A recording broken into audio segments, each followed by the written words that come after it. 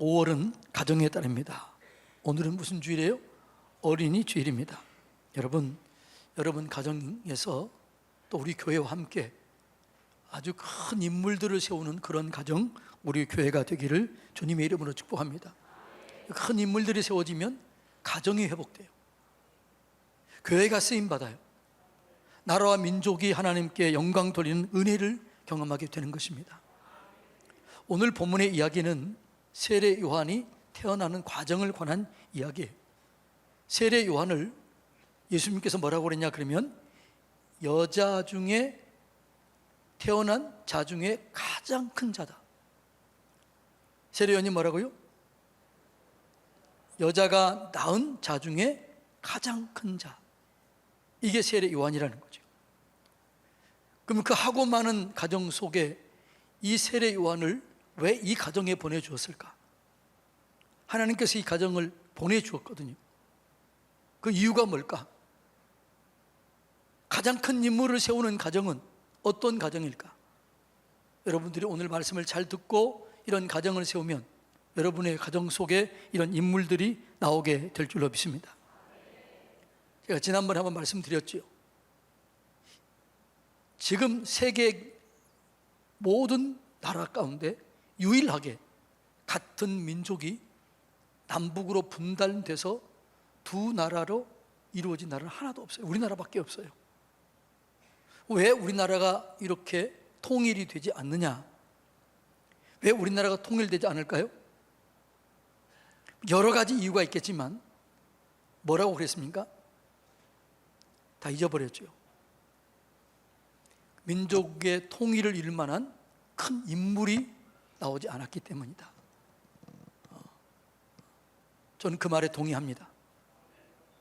여러분, 이스라엘 역사에 보면 이스라엘이 나라로 세워지게 되고 초대 왕으로 사울 왕이 세워집니다. 그리고 사울 왕이 죽고 그 나라가 분열이 돼요. 북쪽의 베냐민 지파를 중심으로 11지파, 그리고 남쪽 다윗을 중심으로 유다 지파 1지파, 11지파와 1지파가 나누어지는 거예요. 그러면 당연히 어디가 어디 흡수되겠어요? 1지파가 11지파에 흡수되어야 이게 상식적이고 그게 우리가 이해할 수 있는 그런 일입니다. 그런데 놀랍게 이 11지파가 어디에 흡수돼요? 1지파, 유다 지파에 흡수됩니다. 그 비결, 그 이유가 뭐였어요? 유다 지파의 큰 인물 다윗이 있었습니다. 그래서 이 다윗을 통해서 11지파가 1지파에 흡수되는 그런 일이 일어나게 된 거죠. 큰 인물, 이런 다윗 같은 그런 인물들이 여러분 가정에서, 우리 교회에서, 이 나라에서 세워지기를 주님의 이름으로 축복합니다. 그런 인물들이 세워지기 위해서 어떻게 우리의 가정을 잘 세울 것이냐, 이 부분을 오늘 이 본문 말씀을 통해서 은혜 받기를 원합니다. 자, 사가랴의 가정에 예수님의 길을 예비할 위대한 인물이 태어났어요. 그런데 하나님은 이 위대한 인물을 보낼 가정을 찾고 계셨는데, 이 하나님이 찾는 가정은 어떤 가정이냐? 이 가정은 첫째로 보면요, 부부가 하나님을 사랑하고 하나님을 경외하는 가정입니다. 따라서 해볼까요? 하나님을 경외하고 하나님을 사랑하는 가정, 부부가 서로 사랑하는 가정, 이런 가정에 위대한 인물들을 보내주는 거죠. 가정의 최소 단위는 부부입니다. 하나님께서 이 부부를 세울 때 이렇게 얘기를 했어요. 너희는 돕는 배필이 되라. 뭐라고요? 돕는 배필이 되라. 이 얘기를 원어적으로 보면 에제르 네게드입니다. 에제르 네게드라는 말은, 에제르라는 뜻은 뭐냐 그러면 마주보고 서다, 이런 거예요. 돕는 것이라는 것은 내게 에제르라는 거죠. 마주보고 서다, 이런 거예요. 그리고 배필이라는 말은 이제 앞에서 도와준다, 이런 의미예요. 그러니까 뭐냐 그러면 부부란 뭐냐 그러면 앞에 서서 마주보고 서서 뭐라고요? 부족한 부분을 메꿔주고 채워주는 거예요. 그러니까 부부는 부족한 부분, 마주보고 서서 부족한 부분이 보이면 이 부족한 부분을 메꿔주고 채워지면 여기에 자란 아이들은 어떻게 될까요? 정서적으로 안정을 누립니다. 그리고 아이들은 쉽게 오해하지 않습니다. 이해합니다. 사랑합니다. 존중합니다. 하나님을 경외합니다. 이런 인물들이 큰 인물이 되는 거예요. 근데 그런 큰 인물들은 뭐라고요? 부부가 서로 사랑하는 가정에서 이런 위대한 인물들이 세워진다라는 것이죠. 그러니까 성경을 보면 위대한 인물들은 부부들이 사랑했던 그 사이에서 태어난 아이들이 대부분이에요. 성경에 보면, 자, 예를 들어서 보면 이 사가랴 가정이 그렇습니다. 이 사가랴 가정에 대해서 성경은 이렇게 얘기하고 있습니다. 누가복음 1장 6절 한번 읽어볼까요? 두 사람이 하나님 앞에 의인이니 주의 모든 계명과 규례대로 흠이 없이 행하더라. 이 두 사람의 삶이 뭐라고요? 그들은 하나님을 믿었고 주의 모든 계명과 규례대로 흠이 없이 행했다. 이 말은 무슨 말이에요? 하나님의 말씀을 온전히 순종했다는 거죠. 그리고 부부의 규례를 따랐다는 거죠. 그러면 이 부부의 규례가 뭐냐라는 거죠. 부부의 규례가 뭐냐? 에베소서 5장 22절로 25절. 자, 이게 부부의 규례입니다. 읽어볼까요? 아내들이여 자기 남편에게 복종하기를 주께 하듯 하라. 이는 남편이 아내의 머리됨이 그리스도께서 교회의 머리됨과 같음이니 그가 바로 몸의 구주시니라. 그러므로 교회가 그리스도에게 하듯 아내를 또 범사에게 자기 남편에게 복종할지니라. 여기까지만 읽으면 아내들이 기분 나빠요. 근데 그 다음에 얘기합니다. 남편들아 아내 사랑하기를 그리스도께서 교회를 사랑하시고 그 교회를 위하여 자신을 주심같이 하라라는 거죠. 그 남편이 아내를 사랑하는데 어떻게 사랑하라고요? 생명 걸고 목숨 걸고 목숨을 내어준 것처럼 그렇게 사랑하라라는 거예요. 아내는 뭐라고요? 교회가 예수님께 복종하듯이 그렇게 복종하라. 이런 가정이 서로 부부의 관계를 잘하는 가정이에요. 이런 가정 속에 위대한 인물이 세워지게 되는 것이죠. 여러분, 이게 부부의 규례예요. 부부끼리 앉아있는 분들 옆에 손을 한번 잡고, 근데 우리 교회는 지금 부부끼리 앉아있는 분들이 많지가 않아요. 부부끼리 앉으세요. 부부끼리 앉으면 손을 좀 잡으세요. 그리고 얘기하세요. 사랑합니다. 존경합니다. 이게 늘 이 말이 지금까지 막 보이기 시작하네. 이제 부부끼리 늘 존경과 사랑이 있을 때 거기에 자라는 아이들이 위대한 인물이 되는 거예요. 자, 성경에 보면은 우리가 잘 아는 야곱은 이스라엘의 조상입니다. 이스라엘이라는 뜻은 야곱의 이름이에요. 그 야곱의 12지파를 통해서 이스라엘이 12지파가 세워지게 되는 거죠. 그러니까 이스라엘의 조상 야곱이에요. 근데 야곱에게는 12아들이 있었는데 부인이 몇 명이에요? 몇 명이에요? 4명입니다. 그 4명 중에 야곱이 가장 사랑했던 아내는 누구예요? 라헬입니다. 그 야곱이 가장 사랑했던 라헬인데 야곱이 라헬을 얼마나 사랑했느냐 그러면 이 라헬을 얻기 위해서 몇 년 동안 일합니까? 14년 동안 일합니다. 14년 동안 일했는데 성경에 보면 뭐라고 그래요? 14년을 하루같이 보냈더라. 좀 뻥이 심하긴 심한 것 같아요. 14년을 어떻게 하루같이 보냈겠어요? 근데 이 말은 콩깍지가 끼어서 사랑에 푹 빠졌다는 거예요. 정말 다른 사람이 볼 때 황홀하게 그렇게 사랑했다는 거죠. 이렇게 부부가 뜨겁게 사랑했던 그 사이에 태어난 아들 중에 요셉이 나와요. 그 요셉이 어떻게 돼요? 애굽의 총리가 되고, 그리고 그 민족을 입애굽하게 하고, 그 입애굽한 민족들이 제사장 나라의 기초를 세우게 되는 것입니다. 그러니까 가장 사랑했던 부부 사이에 태어난 아들 요셉을 통해서 그런 일들이 일어나게 되는 것이죠.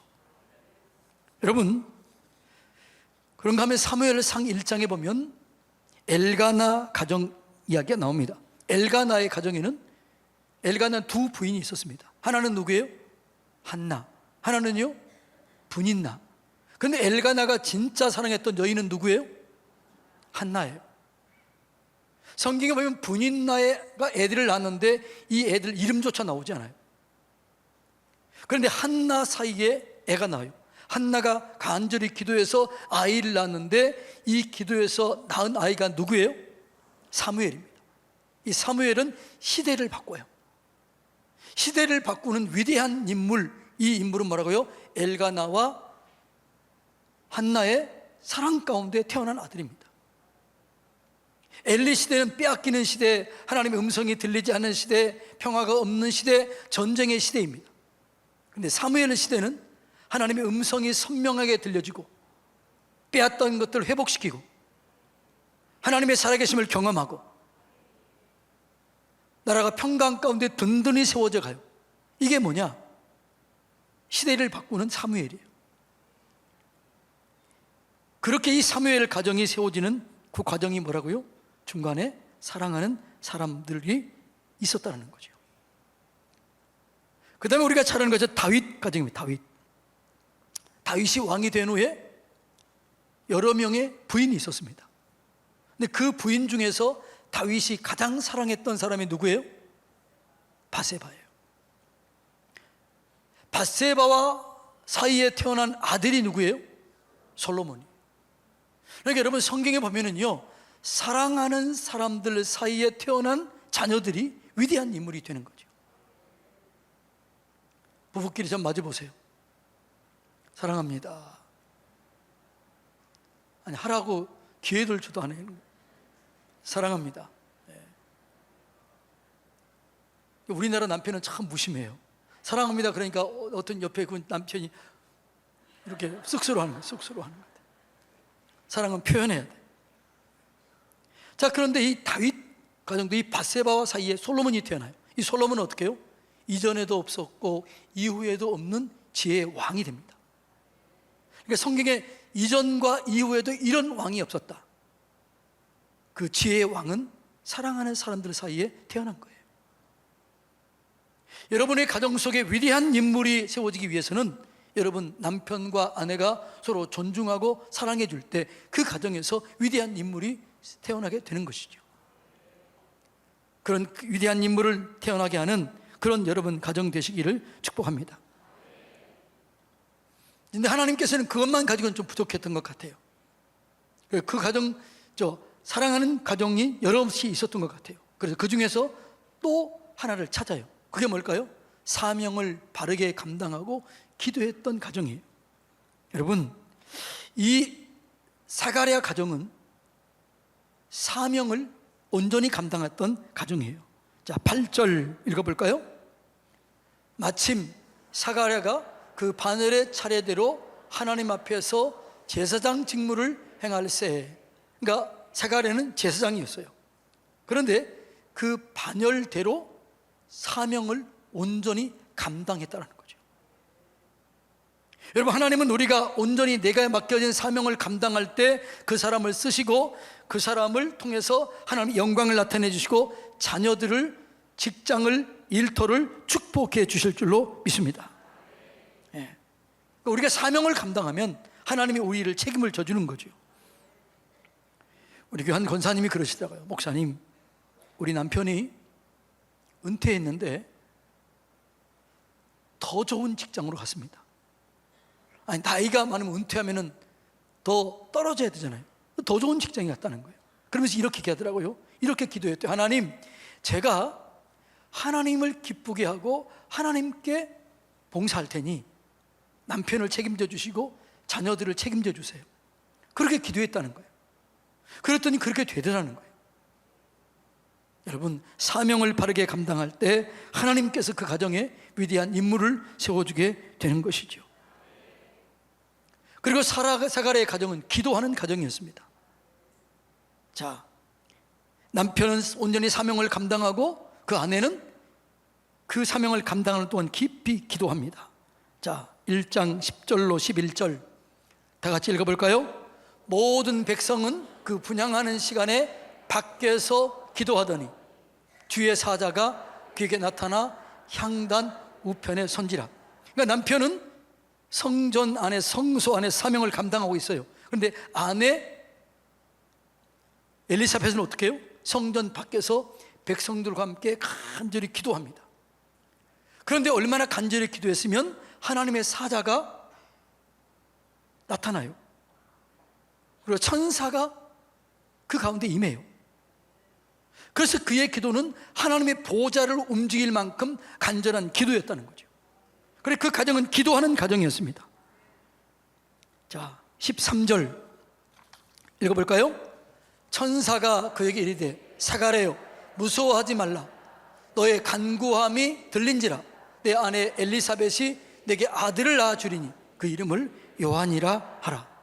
자, 주의 사자가 향단 우편에 서고 천사가 역사했던 이런 귀한 기도할 수, 이렇게 기도가 깊었다는 거죠. 여러분, 우리의 기도가 이렇게 깊어질 때 하나님께서 우리 가운데 역사하셔서 하나님의 뜻을 이루어 주실 줄로 믿습니다. 그러니까 여러분들이 하나님의 사명을 감당하고 깊이 기도하면 하나님이 여러분 자녀들 책임을 져주는 거예요. 남편을 책임을 져줘요. 사업장, 직장 일터를 책임져 주실 줄로 믿습니다. 그리고 그 가정 속에 위대한 인물이 나오는데 그 위대한 인물이 마태복음 11장 11절에 보면 이렇게 얘기해요. 자, 세례 요한을 이렇게 표현합니다. 읽어볼까요? 내가 진실로 너희에게 말하노니 여자가 낳은 자 중에 세례 요한보다 큰 이가 일어남이 없도다. 그러니까 지금까지 여자가 낳은 자 중에 가장 위대한 인물이 누구라고요? 가장 큰 자가 누구라고요? 세례 요한이었다는 거죠. 왜 세례 요한이 가장 큰 자였냐? 예수님이 길을 예비해서요. 그래서 가장 큰 자가 된 거지요. 그 세례 요한은 사명을 바르게 감당하고 그리고 기도했던 그 가정, 부부끼리 사랑했던 이 가정 속에 태어나게 된 거예요. 하나님은 위대한 천재를 보낼 때, 위대한 하나님의 사람을 보낼 때 가정을 찾고 계셔요. 어느 가정에 하나님의 천재를 보낼까? 하나님의 사람을 보내니까 찾아요. 근데 하나님이 찾는 선택 기준이 뭐라고요? 부부가 사랑하는 가정이다. 두 번째가 뭐라고요? 사명을 바르게 감당하고, 그리고 뭐라고요? 깊이 기도하는 가정이다. 세 번째는 뭐라고요? 아직 안 배웠으니까 그것만 가지고 부족해요. 여러분, 이렇게 부부가 사랑하는 가정도 있어요. 근데 기도도 해요. 근데 그것만 가지고는 안 되는 거죠. 보낼 사람은 한 사람밖에 없는 거죠. 근데 그런 가정이 더러 있었던 것 같아요. 주님이 기뻐하셨겠지요. 야, 부부간에 저렇게 사랑하고 있는구나, 기도하고 사명을 감당하구나. 그런데 기쁜 거죠. 근데 그런 가정이 여러 가정이 있었던 거죠. 한 가지를 더 보았어요. 한 가지 본 게 뭐냐? 성령 충만한 가정이냐, 이걸 보는 거예요. 여러분, 이 사가랴의 가정은 성령 충만한 가정이었다라고 그렇게 얘기를 하고 있습니다. 여러분, 신앙생활 할 때요, 부부가 다 성령 충만한 가정 많아요, 많지 않아요? 많지 않아요. 아내는 성령 충만하고 아내는 믿음 생활 잘하는데 남편은 믿음이 약하고 이미 은혜 속 깊이 들어가지 못한 그런 가정들이 참 많습니다. 그런데 이 가정은 남편도 성령 충만하고 아내도 성령 충만하고, 그리고 그 성령 충만함이 세례 요한에게 흘러간 거죠. 이런 성령 충만한 가정에 위대한 인물이 세워지게 되는 것이죠. 자, 누가복음 1장 41절 읽어볼까요? 엘리사벳이 마리아가 무난함을 들으매 아이가 복중에서 뛰노는지라 엘리사벳이 성령의 충만함을 받았다는 거죠. 그러니까 엘리사벳이 성령 충만했다는 거. 그다음에 그 남편 사가랴도 성령 충만했다고 얘기하는데 67절 읽어볼까요? 그 부친 사가랴가 성령의 충만함을 받아 예언했다라고 말하는 거죠. 그러니까 아내도 성령 충만, 남편도 성령 충만한 가정, 이런 가정에 위대한 인물들이 세워지고 하나님의 영광을 경험하게 되는 것이죠. 자, 부부끼리 앉아 계시면 서로 마주보고 자, 얘기합시다. 성령 충만합시다. 네. 뭘 쓰시지 마시고 다시요. 성령 충만합시다. 그러니까 남편과 아내가 성령 충만하면 자녀들이 망가질 수가 없는 거죠. 위대한 인물이 나올 수밖에 없는 거죠. 그런데 성령 충만하다는 이 얘기는 뭘까요? 완전히 성령의 지배를 받았다, 성령의 인도하심을 받았다, 성령의 이끄심을 받았다라는 거죠. 성령의 지배를 받고 성령의 이끄심을 받는 가정 속에는 여러분 위대한 인물이 나오는 거예요. 여러분이 그런 가정을 세우시기를 주님의 이름으로 축복합니다. 그런데 우리 한 가지 생각해야 할 것은 지금은 성령 시대예요. 그런데 이 성령 시대가 어느 때부터 시작됐어요? 오순절, 마가, 다락방 그때부터 시작된 거예요. 그러면 이 사가랴와 엘리사벳의 이 때는요 아직 오순절 성령 충만함이 있기 전이에요, 후예요? 이게 전이에요. 그때는 소수의 몇몇 사람들에게만 성령이 임했던 시대예요. 그러면 이 엘리사벳과 사가랴는 얼마나 기도 많이 했겠어요? 얼마나 하나님을 의지했겠어요? 얼마나 하나님의 갈망했겠어요? 이 갈망한 이 가정 속에 하나님이 보내주신 것입니다. 사랑하는 성도님 여러분, 깊은 기도 속에 하나님을 갈망하시길 바랍니다. 지금은 성령 시대이기 때문에 급하고 강한 바람처럼 불처럼 바람처럼 우리 가운데 임하게 돼요. 저는 좀 안타까운 게 있는데 뭐냐 그러면 이렇게 주일날 많이 참석하잖아요. 그런데 진짜 이 성령 집회가 우리 교회는 어느 때예요? 모르고 계시나요? 우리 교회는 어느 집회가 성령 집회예요? 금요 성령 집회라고 그러잖아요. 그런데 여기 이 사람들 중에서 금요 성령 집회 한 번도 안 나온 사람이 있어요, 없어요? 있어요. 가슴 좀 찔림을 받으세요. 한 번도 안 나오니 성령 충만을 받을 길이 없는 거죠. 여러분, 성령 충만함을 받아야 여러분 가정이 살고 자녀들이 살고 직장 일터가 회복되고 영광을 경험하게 될 줄로 믿습니다. 그럼 또 이렇게 생각하는 사람이 있어요. 아이고, 나는 우리 아버지 어머니도 성령 충만하지 않고 둘이 사랑하지도 않고 둘이 맨날 싸웠는데 나는 큰 인물 될 자격이 없구나, 이렇게 생각하고 포기하는 사람이 2명 있을지 몰라요. 그래서 성경은 반전을 이렇게 그래요.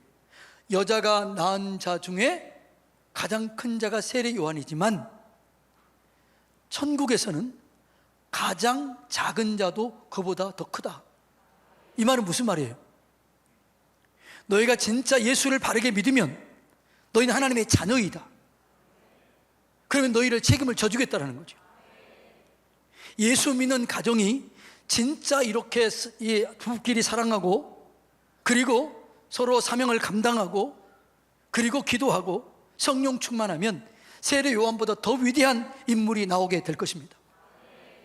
시대를 바꾸는 그런 인물이 나오게 될 것입니다. 민족의 통일의 역사를 감당할 만한 그런 인물이 나오게 될 것입니다. 저는 우리 교회에서, 여러분의 가정에서 이런 인물들이 나오게 되기를 축복합니다. 그 주인공은 정해져 있어요? 안 정해져 있어요? 안 정해져 있어요. 오늘 말씀대로 우리의 가정이 그렇게 세워지면 우리 가정 속에서, 내 자녀들 속에서, 내 손자 손녀들 속에서 그런 인물이 나오는 거죠. 그런 인물 되기를, 그런 인물을 세우는 가정 되기를 축복합니다. 오늘 결단하세요. 내가 내 아내를 사랑하겠다. 남편을 존중하겠다. 정말 깊이 기도하겠다. 성령 충만한 가정을 세우겠다. 나는 그런 부모가 없었지만 내가 그런 사람이 되겠다. 그래서 내 후손에게는 그런 인재들이 많이 나오도록 하겠다. 이런 결단을 하시기 바랍니다.